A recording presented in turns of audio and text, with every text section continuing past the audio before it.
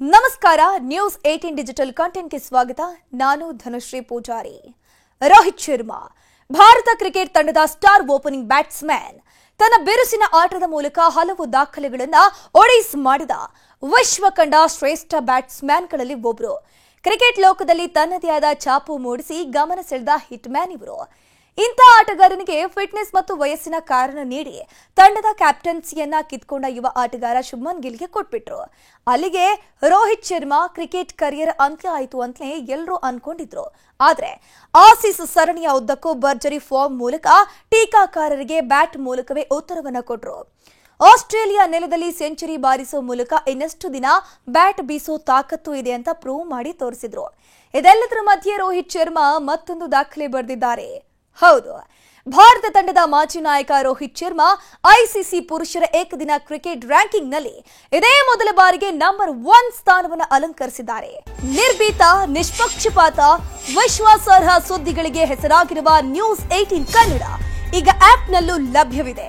ದಯವಿಟ್ಟು ಇಲ್ಲಿರುವ QR ಕೋಡ್ನ ಸ್ಕ್ಯಾನ್ ಮಾಡಿಕೊಂಡು ಆಪ್ ಡೌನ್ಲೋಡ್ ಮಾಡೋದಕ್ಕೆ ಮರಿಬೇಡಿ. ನಿಮ್ಮ ಬೆಂಬಲ ಹೀಗೆ ಸದಾ ನಮ್ಮೊಂದಿಗಿರಲಿ. ಧನ್ಯವಾದ.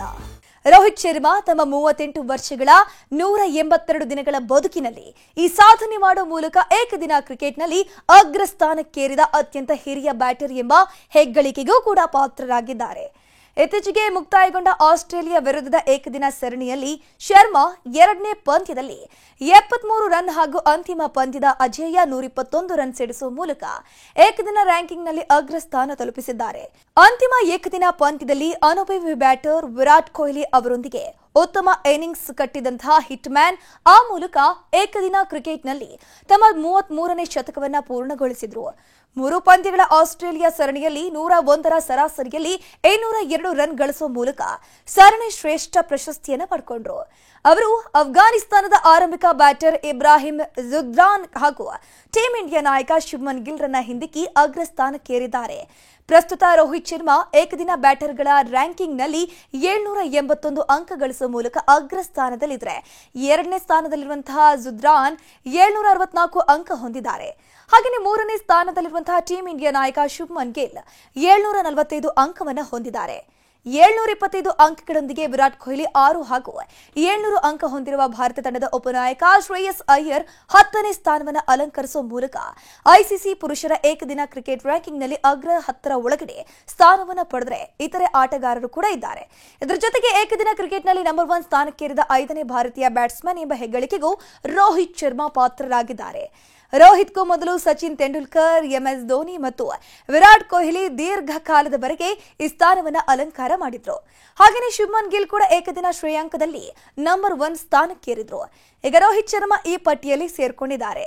ಏನೋ ರೋಹಿತ್ ಶರ್ಮಾ ಅವರ ಏಕದಿನ ವೃತ್ತಿ ಜೀವನದ ಬಗ್ಗೆ ಹೇಳೋದಾದ್ರೆ ಇಲ್ಲಿವರೆಗೆ 276 ಏಕದಿನ ಪಂದ್ಯಗಳನ್ನಾಡಿರುವಂತಹ ಹಿಟ್ ಮ್ಯಾನ್ 49.22 ಸರಾಸರಿಯಲ್ಲಿ 11,370 ರನ್ ಬಾರಿಸಿದ್ದಾರೆ. ಇದರಲ್ಲಿ 33 ಶತಕಗಳು ಮತ್ತು 59 ಅರ್ಧ ಶತಕಗಳು ಸೇರಿವೆ.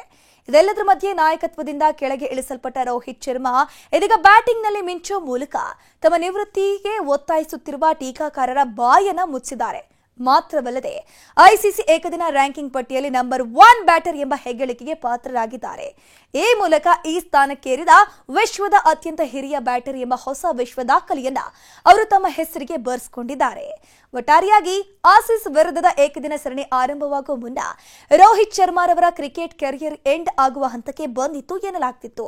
2 ಐಸಿಸಿ ಪ್ರಶಸ್ತಿಗಳನ್ನು ಗೆದ್ದಿದ್ದ ರೋಹಿತ್ ಶರ್ಮಾ ಅವರನ್ನ ಸೈಡ್ ಲೈನ್ ಮಾಡಿ ಗಿಲ್ಗೆ ಕ್ಯಾಪ್ಟನ್ ಪಟ್ಟ ಕಟ್ಟುವ ಮೂಲಕ ರೋಹಿತ್ ಆಟ ಮುಗಿಯಿತು ಅಂತಾನೆ ಭಾವಿಸಿದ್ರು. ಆದ್ರೆ ಮತ್ತೆ ಫಿನಿಕ್ಸ್ ನಂತೆ ಎದ್ದು ಬಂದು ಫಾರ್ಮ್ಗೆ ಮರಳಿದ ರೋಹಿತ್ ಶರ್ಮಾ ತಮ್ಮ ಫಿಟ್ನೆಸ್ ಹಾಗೂ ಬ್ಯಾಟಿಂಗ್ ನಲ್ಲಿ ಅಬ್ಬರಿಸುವ ಮೂಲಕ ಎಲ್ಲರಿಗೂ ಬ್ಯಾಟ್ ಮೂಲಕವೇ ಉತ್ತರವನ್ನ ಕೊಟ್ಟರು.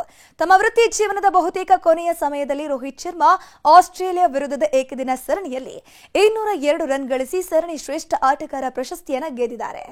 ನಿರ್ಭೀತ, ನಿಷ್ಪಕ್ಷಪಾತ, ವಿಶ್ವಾಸಾರ್ಹ ಸುದ್ದಿಗಳಿಗೆ ಹೆಸರಾಗಿರುವ ನ್ಯೂಸ್ 18 ಕನ್ನಡ ಈಗ ಆಪ್ನಲ್ಲೂ ಲಭ್ಯವಿದೆ.